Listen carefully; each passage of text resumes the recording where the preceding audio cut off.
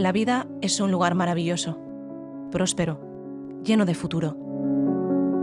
Todos necesitamos el calor de un refugio, un lugar donde sentirse seguro. Pero hay momentos en los que todo se tambalea. Llegan angustiados, perdidos.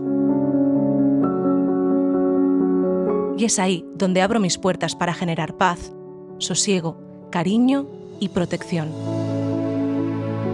proporcionando un sueño más tranquilo, generando risas y optimismo, con la ilusión de seguir pidiendo deseos. Y la casa se llena de amor y de alegría. Yo cuido de ellos para que ellos sigan cuidando.